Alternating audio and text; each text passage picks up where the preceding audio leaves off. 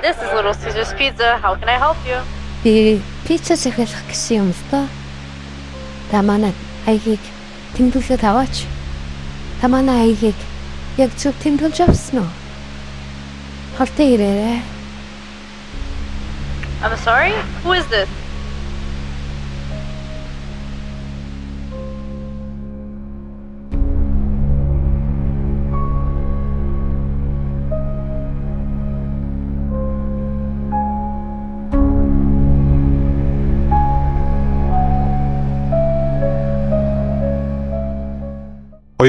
оны 7 дугаар сарын 8 Калифорни мужийн Сан Хосе хот. 9 настай Дженет Тамая охин хичээлээд харан гэртээ ирэхэд түүнийг гэрийнхэн давхар хаалга нь дутуу хаагдсан байдалтай онгорхой угтжээ. Ээж ажилласаа эрт ирсэн юм байхтаа гэсээр элдв юм бодлогүй өрөөндөө ороод ямар нэгэн зүйл буруу байгааг тэр даруй ойлгов. Унтлахын өрөөнийхэн цонх хагарч шалаар үүрснийг хараад яаран ээж рүүгээ залгахаар гэрийн утсаа шүүрж автал утасны шугамыг нь тасалсан байлаа. Яг юу болж байгааг ойлгож амжаагүй тэрхэн мөчөд хаалганы цаанаас нэгэн танихгүй ир гинэт дотогш орж ирээд охиныг барьж аван өрөөнд нь хүчээр оруулаад аимшигтайгаар хүчирхийлж хүчинджээ. Үүнийхээ дараа Дженет охины хөл гарыг нь хүлээд гараажт нь байрлуулсан машиндаа хийгээд яг хөдлөхийн өмнөхөн нэг машин ирж зогссныг арын суудлаасаа Дженет өнгөж хараад ээжийнхээ машиныг танилаа. 15 настай ах Пол нь гараажийн хаалгыг онгой мөгц байдлыг шууд ойлгон өөрөөс нь 2 дахин том насанд хүрсэн эрэгтэйгээс зүхтаах биш харин тэмцэхээр гартаа тааралцсан нэг багжийг шүүрэн авч гимт итгээд рүү дайрсан боловч халдагч итгээд Полын цогсон багжийг нь гараас нь салгаад эргүүлэн хүүгийн нүүрлүү зогсоо зайгүй цогсоор гэрлүүн чирч оруулжээ. Ахтай нь хамт ирсэн саяын болсон явдалд шоконд орсон хөөрхий ээж машины арын суудалд нь охин нь байгаагч анзаарах сөхөөгүй хүүдэд туслахаар араас нь гэртээ орсон боловч гэмт итгээд хүү Полынх нь цохих гэж оролцсон том хайруулын тавгийг булаан авч эргүүлэн ээж хүү хоёрыг маш хэрцгийгээр толгой руу ухаан алттал нь цохиж унгаад гарч ирэв. Хүлээтэй амандаа юм чихүүлсэн Дженет охин юу ч хийж чадахгүй тийчлэн ээж ах хоёрынхан дуу гинэт гарахаа болохтой зэрэгцэн гэмт итгээд машиндаа эргэн ирээд галзуу мэт хурдлан тэндээс охиныг авч зүхтжээ. Охин ээж ах хоёр минь амьд үлдсэн байгаасаа гэж дотроо залбирахаас өөр зүйл хийж чадахгүй байлаа. Дийлхгүйгээ мэдэж байсан ч гэр бүлээ хамгаалахаар тэмцсэн хүү ухаан алдтлаа зодуулж өөрөө хүчин дүүлж хулгайлагдаж байгаагаа ч үл тоон ээж ах хоёртоо санаа зовох 9 настай охин хаашаа ч юм давхин одлоо. Хэсэг хугацааны дараа ухаан баларцсан ээж хүү хоёр сэрмэгцээ охиныхоо араас цусаа туслуулан доголсоор гэрээсээ гүйн гарсан боловч машинтай гэмт хэрэгтнийг яаж чадахгүй алджээ.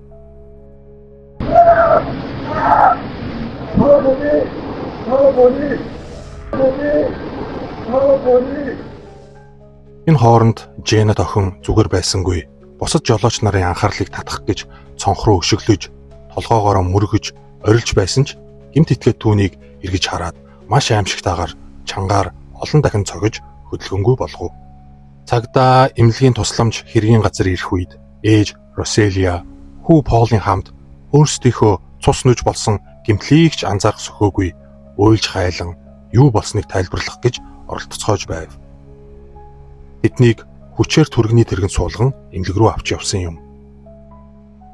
Ойролцоо байршуулсан камерын бичлэгийг цагдаа нар шалгаж гэмт хэрэгтний дүрс машиныг харах боломжтой байсан боловч тухайн үеийн камерын дүрсний чанар тааруухан бүдэг байсан тул гэмт хэрэгтний царайг яг тийм гэж ялгаж харах боломжгүй. Машины ерөнхий дүрсэл гарсан болохоос дугаар загварыг нь тогтоож чадаагүй юм. Харин цагийн дарааллыг тогтоож чадсан байна. Гэмт итгээд гэрийн эцдийг ажил хичээлдээ явсны дараа хэрхэн гараажийн хаалгыг хүчээр онгойлгож машинаа оруулж нуусан. Цонхыг нь хагалж дотроос нь онгойлгон дотогш орсон гэх мэт гэмт үйлдэлүүдийнх нь цагийн дарааллыг л тогтоосноос өөр зүйл цагдаа мөрдөгчд хийж чадаагүй юм. Тэд хэвлэл мэдээллээр дамжуулан яаралтай зар тараах, бас хүмүүсийг сэрэмжлүүлэх ажлыг шуурхай зохион байгуулсан ба тэдэнд одоохондоо хийж чадах зүйл нь энэ л байлаа. Police have no leads in the disappearance of 9-year-old Jeanette Tamayo. Хөдөлж чадахгүй хүлээтэй хэвдэх Jeanette охин машинд явах хугацаанд замын эргэлт бүрийг цээжилж аль хавьд яваагаа багцаалж тогтоохыг хичээж хэрв зугтаж чадвал гэрээ хэрхэн олж очих вэ гэдгийг бодож байв. Эцэст нь тэд нэгэн том цагаан байшинд ирэн охиныг 2 дугаар давхрын жижиг өрөөнд хийж түгжлээ. Ингээд түүнийг ахин дахин хүчрхийлсэн доромжлол үргэлжлэв. Jeanette-ийн гэр бүл болон хамаатан саднууд нь тухайн өдрөөс эхлээд л түүнийг хайх ажлыг эрчимтэй эхлүүлсэн бөгөөд хэвлэл мэдээлэл, телевиз, радио гээд бүхэл боломжийг ашиглан зарлаж охиныгоо хайж байлаа. Jeanette, бид чамайгаа хайж байна. Хэрвээ чи үүнийг сонсвол битгий бууж өгөөрэй. Бид чамайг заавал олох болно гэж ахынхаа радиогоор хэлхийг санаандгүй сонсож чадсан 9 настай Jeanette охин ээж ах хоёрыгоо амьд гэдгийг мэдсэн даруй түүнд итгэл найдвар төрж ямар нэгэн аргаар амьд үлдэх ёстой юм байна гэдгийг ойлгон гэмт хэрэгтэнд дассан мэт жүжиглэн түүнтэй ярилцаж эвийг нь олж итгэлийг нь авах арга саам хайж эхэлжээ. Ахтайгаа үзэх дуртай байсан гэмт хэрэг мөрдөгчдөө кинон дээр гарч байсан үйлдэлүүдийг эргэн санаж гэмт хэрэгтний хурууны хээгээ үлдээсэн бариад тавьсан жижиг эд зүйлсийг авч нууж эхлэв. Тохиромжтой цаг үе ирэхээр нь цагдаад өгч хүчирхийлэгчийг цаг алдахгүй барихад нь туслана. Муугаар бодоход хэн түүнийг хохироосон бэ гэдгийг олж илрүүлэхэд дөхөм болох юм. Хэдийгээр ам хилэн эвлэхгүй харахаас дотор нь муухарж байсан ч Jeanette охин хүчээр инээмсэглэж байгаад өөрийг нь хулгайлсан хүчирхийлэгчтэй энгийн яриа өрнүүлэх гэж багаар оролдох болов. Учир нь нэгэнт хүч хүрэхгүй гэмт хэрэгтнийг эсэргүүцэж улам ихээр хохирохын оронд сэтгэл зүйн тоглолт хийж өөрийг нь хүлээн зөвшөөрсөн мэт дүрсгэх, яриа өрнүүлж, ярилцах үедээ мэдээлэл цуглуулах, найз нь мэт аашилж итгэлийг нь олох. Тохиромжтой цагийг хүлээж, боломж гармагц, тусламж хүсэх, оргож зүхтаах, хамгийн гол нь амьд үлдэх ёстой гэдгийг түүний үздэг гэмт хэрэг мөрдөгчтэй кинон дээр үзүүлдэг байсныг охин эргэн сансан нь энэ юм. Нэг өдрөөр өдөр хоног өнгөрсөөр цагдаа мөрдөгчд хэдийгээр охиныг олох гэж хичээн ажиллаж байсан ч ажилд нь олигтой ахиц гарахгүй өдөр алдсаар. Харамсалтай нь охин тэдний алдсан өдөр бүрийг хар дарсан зүуд мэт доромжлуулж хүчирхийлэлд өртөн өнгөрөөж байлаа. Хамар доороосоо хүч мөхөстөн яаж чадахгүй цэцэг цэврүү шиг охиноо алдсан ээж хүү хоёрт дээшээ тэнгэр хол доошоо газар хатуу. Цагдаа нарын алга болсон эсвэл хулгайлагдсан хүүхдүүдээс сураг гарахгүй 48 цагаас удвал ер нь амьд олдох магадлал бага байдаг гэсэн яриа Jeanette-ийн ээж ах хоёрыг улам амьдаар нь тамлаж байсан юм. Jeanette охины гэмт хэрэгтнийг мэхлэж итгэлийг нь олж авч хуурамчаар найзлах тактик багаар амжилт олж тэр хоёр ойр зуур юм ярьдаг болсноос гадна зодох нь багассан бөгөөд цаашлаад гэмт итгээд өрөөнөөс гарахдаа охиныг орноос гавладаг байсан бол гавлахаа болжээ. Нэг удаа хүчирхийлэгч залуу Jeanette охиноос өлсөж байна уу? Пицца захиалж болно гэд гар утсаа өгсөн байна. Захиалсан пиццагаа хүлээж авахд шаардлагатай утасны дугаар гэрийн хаягаа хүртэл хэлж өгсөн байна. Нэг ёсондоо гэмт хэрэгтэн охинд итгэж эхэлсэн нь энэ байв. Гадаад ертөнцтэй холбогдох маш том боломж гэдгийг тэр даруй ойлгосон Jeanette охин утасны дугаар байгаа газрынхаа хаягийг нэг л хэлүүлээд маш сайн цээжилж авсныхаа дараа Little Caesar гэдэг пиццаны газар руу захиалга өгөхөөр залглаа. Энэ бол охинд ахиж олдохгүй ховор боломж байсан учраас пиццаны газарт захиалга өгөхдөө Jeanette элдв олон зүйл ярилгүй нулимсаа барин зөөлөн дуугаар пицца захиалъя гэж хэлээд утасны дугаар хүлээж авах гэрийн хаягаа нэг бүрчлэн үсэг үсгээр нь намуухан мөртлөө чичирхийлсэн хоолоогоор хэлсэн бөгөөд цаад пиццаны газрын хүнд их л сонин санагдаж байсан боловч захиалгыг нь хүлээн авчээ. This is Little Caesars Pizza. How can I help you? Би пицца захиалах гэсэн юм л доо. Та манай аягийг тэмдэглээд аваач.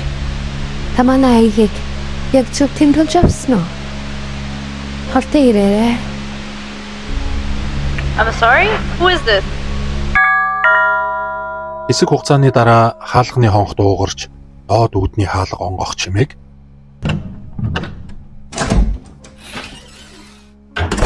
Жена тохин сэтгэл хөдлөн бас маш их төгшүүртэйгээр тусламж ирж байна гэж итгэн хүлээж сонсож байлаа. Тун удалгүй хүргэлтээр ирсэн пиццааг харамсалтай нь хүчирхийлэгч өрөөнд нь оруулж өгчээ. Охины итгэл найдвар нуран унах шиг болов. Пиццаны захиалга авсан ажилтан түүний этгээд байдлаар утасны дугаар гэрийн хаягаа хэлснийг ямар нэгэн тусламжийн дохио гэж огт бодоогүй сэжиглээгүй нь үнэхээр харамсалтай. Оруулж ирсэн пиццаны хайрцаг дээр Жэнет охины зурагтай алга болсон гэсэн зарлал наалттай байсан бөгөөд хүчирхийлэгч түүнд хурдан идээрээ бид өнөө орой нүүх болно гэж охинд ширүүн дуугаар хэлээд хаалгыг нь хааж төгжөв. Ойлгомжтой. Гэмт итгээд сэжиг авсан уу ямартайч байршлаа өөрчлөхгүй бол болохгүй нь баригдах магадaltaй гэж бодсон нь илт байлаа.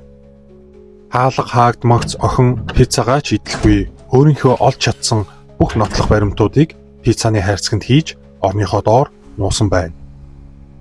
Хүн аратан болсон гэмт итгээд эргэн ирж охины хүзүүг боож ахин хүчрхийлж дуусаад гавлаж амийг нь боогод машиныхаа багажинд хийн байршлаа солихоор хөдлөв. Урт замын хугацаанд охин уйлж айж байсан боловч бууж өглгүй замын эргэлт бүрийг гэрлэн дохион дээр зогссон болгоныг цээжилсээр явсан юм. Үнэхээр дайчин охин. Ингээд цаг шахуу явсны дараа машинаас буух суух чимээ хүмүүсийн хоорондоо ярих яриа нилээдгүй сонсогдсон хөл хөдлөөнтэй газар тэд зогсчээ. Охин одоо л энэ мөчийг ашиглах хэрэгтэй гэж бодон зүхтахад бэлэн байхаар шийдэж бие хураан багаж онгойхыг сэтгэл түгшин хүлээв. Хүчирхийлэгчийг арын багажийг онгойлгох мөчөд охин түүнийг хүчтэй мөргөн өөрөөсөө холдуулж тэр даруй хамгийн түрүүнд харагдсан архины дэлгүүр рүү хамаг хурдаараа гүйж орчээ. Гэмт итгээд ч байдал биш болсныг ойлгон машиндаа сун зүхтав. Охин өөртөө итгэхгүй байлаа. Хүчирхийлэгчийн гараас мултарч чадсандаа өөрийнх нь төлөвлөгөө амжилттай хэрэгцэнд итгэж чадахгүй дэлгүүр дотор чичрэн зогсож байлаа. Түүнийг харсан дэлгүүрийн худалдагч шууд түүнд туслахаар "Чи телевизээр зарлагдаад байсан охин мөн байна шүү дээ" гэсээр очжээ. Тэгээд тэд тэр даруй 911 рүү залгаж дуудлага өгөв. Сан Хосе хотын цагдаа нар тэр даруй охин дээр яаралтай ирэх үед Жэнет охин дотор хувцсандаа гэмт хэрэгтний гар хурууны хээтэй бугуун цаг гэх мэт зүйлсийг нуусныгаа гаргаж өгсөн бөгөөд өөрийн хоригдож байсан пицца захиалгатай цээжилсэн хаягаа хилж өгч бас дээр нь тус байшингийн өрөөний зохион байгуулалтыг зурж өгсөн даруйд цагдаа нар нэн яаралтай тус хаягийг шалгуулахаар SWAT тусгай хүчний офицеруудыг тийш нь илгээсэн юм. Үнэхээр охины цаг алдалгүй бас алдаа мадаггүй өгсөн мэдээлэл маш их хэрэг болж бол мөрөө устгахаар дөнгөж буцаж ирээд байсан хүчирхийлэгч гэмт хэрэгтнийг байшингийнхаа дээврийн хөндийд нуугдаж байхад нь SWAT-ийн тусгай хүчнийхэн баривчилж авч чаджээ. Жэнет охиныг яаралтай эмнэлэгт хүргэж араас нь ээж Роселия, ах Пол хоёр нь хамаг л хурднаараа ирж тэд уйлан хайлан тэврэлтэн уулзцгаалаа. Би эмнэлэгт гүйхээр орж ирсэн ээжигээ хараад арай хийж таньсан. Ээжийн минь зүс царай үнэхээр аимшигтай. Олон өдөр шаналж нойргүй хонсноос болоод ядарсан хөгшин эмээ шиг л харагдаж байж билээ гэж Жэнет охин сүүлд дурссан байдаг.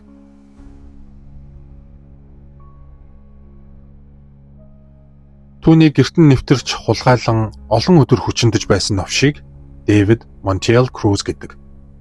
24 настай залуу байсан бөгөөд 2 жил үргэлжилсэн шүүх хурлын дараа түүнийг 10 зүйл хэрэгээр буруутган 102 жилийн ял буюу бүх насаар нь хорих ял оноосон юм. Ийхүү хүчирхийлэгч гэмт хэрэгтэнг шудраг үнний өмнө цаг алдалгүй ялаа үүрэхэд Жэнет охины ухаалаг байдал, нууж авч чадсан хурууны хээтэй эд хэрэгсэл, цээжилсэн бүхэл зүйлс маш их тус болсон бөгөөд цагдаа мөрдөгчд энэ бүх зоригтой ухаалаг зөв үйлдэлийг нь хараад 9 настай охин энэ бүгдийг хийж чадсанд нь итгэж чадахгүй уулга алдаж байсан гэдэг. Гэхдээ бүх зүйл сайнаар төгссөн мэт боловч ирэх жилүүдэд нь Жэнет охинд амар байгаагүй юм а. Тэр удаан хугацаанд гадагш гарч чаддаггүй, үргэлж ахаасаа өөр эрэгтэй хүнээс айхаа айдастай, шүн болгон хар дарж зүүдэлдэг, сэтгэл зүйн маш хүнд хэцүү өдрүүдийг өнгөрөөсөн юм. 6 жилийн тасралтгүй эмчилгээний дараа 15 настайдаа тэр өөрийгөө ялж айцаа даван туулах шийдвэр гаргаснаар Жэнет хууль сахиулах байгууллагад суралцаж ирээдүйд мөрдөгч болж бусдад туслах шийдвэр гаргасан байна. Энэ шийдвэрийг нь дэлгүүрт гүйн орж тусламж дуудахад хамгийн түрүүнд ирж түүнийг тэрсэн эмэгтэй мөрдөгч Heather Randall маш идэвхтэй дэмжиж түүнд тал бүрээр тусалсан байдаг. Мөн Жэнет алга болсон хүүхэд болон хүчирхийллийн хохирогчдод маш идэвхтэйгээр тусалж дэмждэг нэгэн болжээ. Ингээд тэрээр Сан Диего хотын цагдаагийн академиг амжилттай төгсөөд мэрэгчлэрээ ажиллаж байгаа юм байна. Жэнет сүүлд нэгэн телевизийн ярилцлагад орохдоо бид бүгдээрээ тэмцэгчд. Би айцаа зориг болгож чадсан. Би хайртай гэр бүлдээ буцаж очиж чадсан. Хизээж битгий бууж өгөөрэй гэж хэлсэн үгээр нь энэхүү ухаалаг зоригтой Жэнет охин тохиолдсон бичлэгээ өндөрлөж байна. 9 настай охин насанд хүрсэн том хүнээс илүү толгоогоо ажилуулж ахтайгаа хамт үзэх дуртай байсан гэмт хэрэг адал явдалтай цуврал кинон дээр үдсэн зүйлсээ ашиглан гэмт хэрэгтнүүдийг хэрхэн барихаар цагдаа мөрдөгчд ажилдаг. Хэрв муу хүмүүс баригдсан тохиолдолд яаж өөрийнхөө амь насыг хаацаалах, хамгийн түрүүнд ямар арга хэмжээг авах, хязгаарлагдмал тохиолдолд бусдаас хэрхэн тусламж гуйх гэх мэт маш олон хэрэгтэй мэдээллүүдийг авч чадсан нь Жэнет охиныг хүчирхийлэгч барьцаалагчаас зугтаж чадхад тусалжээ гэж харагдлаа. Өөрөөсөө хүч давуу, амь насанд нь шууд занал хийлсэн гэмт хэрэгтнээс хамгийн түрүүнд амиа авч үлдэх бүхий л арга замыг эрэлхийлж амьд үлдэх нь чухал бөгөөд хэлснийг нь хийж, зарим тохиолдолд өөрт нь дурлсан, сайн болсон, найзын сэтгэл гаргах зэргээр итгэлийг нь олж байгаад симхий гарах мөчөд зугтаж, тусламж гуйж цагдаад мэдэгдэн амьд үлдсэн маш олон тохиолдлууд байдаг юм билээ. Тэгэхээр гэмт хэрэгтнээс зугтахгүй хамт байсан гэдэг нь өөрөө дуртай байсан гэсэн үг биш юм.